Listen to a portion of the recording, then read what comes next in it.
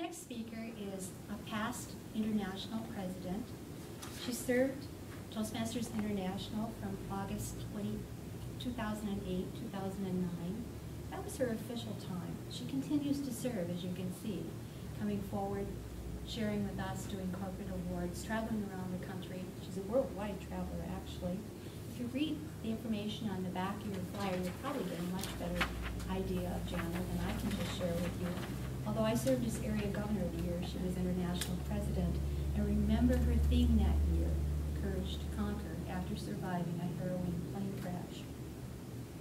So it's really an honor for all of us today to listen to Jana, to have her here to present this award. Please give a warm Toastmasters welcome to Jana Barnhill.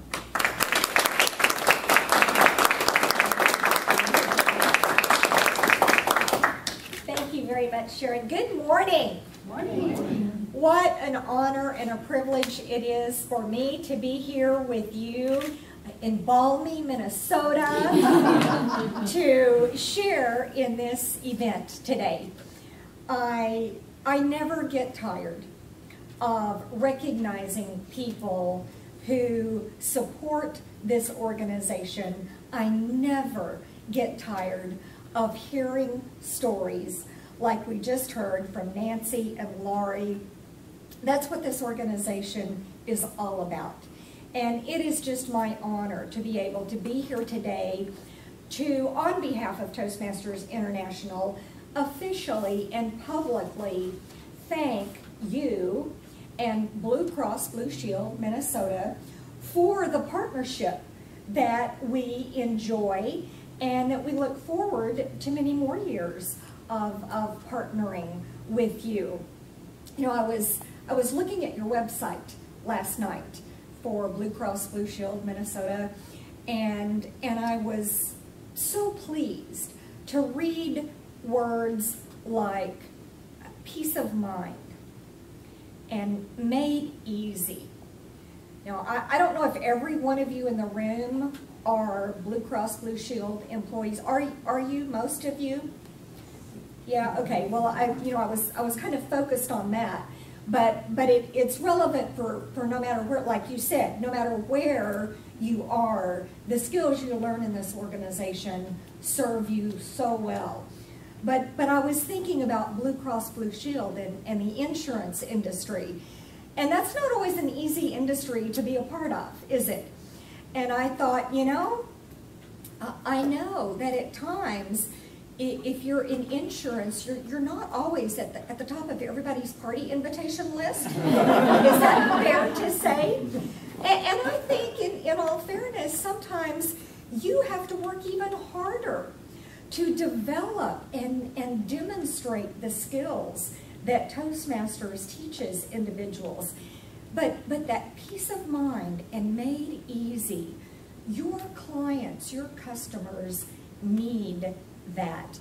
And I was acutely reminded of that just this last week, how serious that is. I was on the phone with a friend and kind of walking around the house as I was visiting with her, and I looked out the front, and all of a sudden, just a wall of smoke went barreling down the street.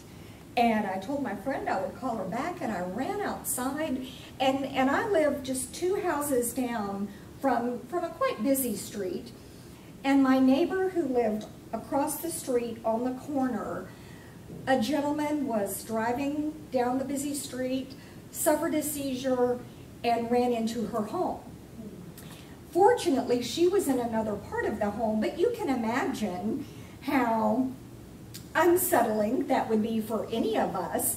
This particular neighbor is an older woman. She lives alone and was quite shaken by the entire experience. And I was there trying to help her however I could, and the firemen and policemen were everywhere. And they kept telling her, now you really need to call your insurance people and get them over here right now. And bless her heart, it took her a while just to even remember who to call. And she went and got some papers, and we helped her find it. And she called, and the assistant who answered the phone, even though this poor woman, you could hear the desperation in her voice, she was relaying what had just happened, the assistant said to her, well, so-and-so is in meeting with someone else right now, and he has a really busy day, and I just don't know if he'll be able to get to you today or not.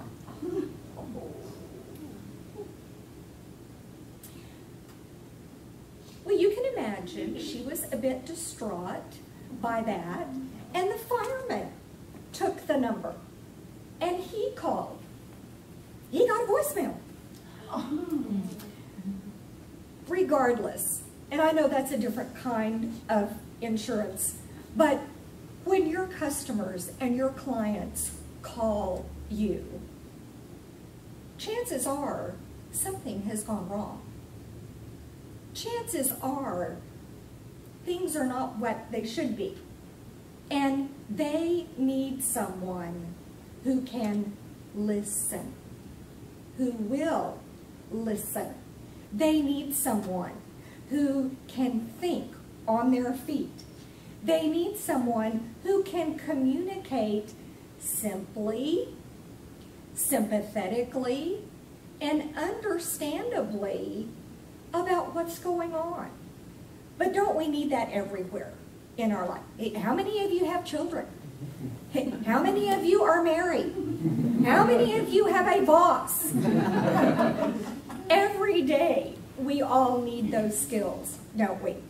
And I'm just pleased to be able to be here to thank and recognize Blue Cross Blue Shield for partnering and seeing for many years now and understanding the importance of those skills and offering your employees and even other people in the community the support and a physical place where people can learn and hone those skills. But I know every one of you in this room understands that when you come and you learn and you develop those skills, you don't leave them here in this room.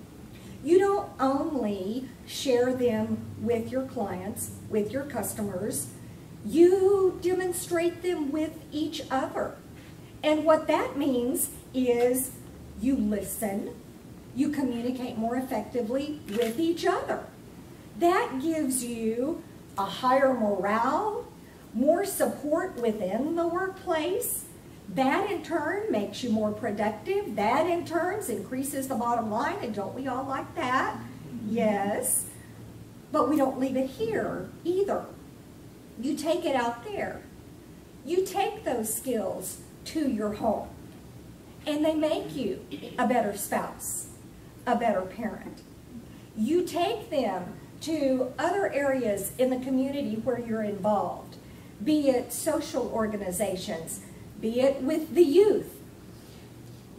Your community starts to see you as a leader. What do we say in Toastmasters now? Our tagline, where leaders are made.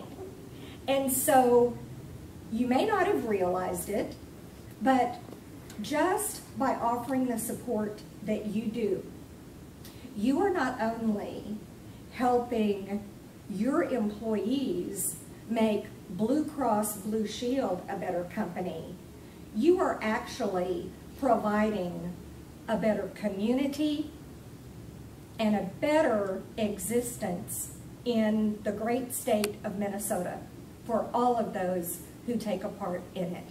And it is just my pleasure. And Pamela and Michael, I'm going to ask you, I will ask you to please come up and join me here.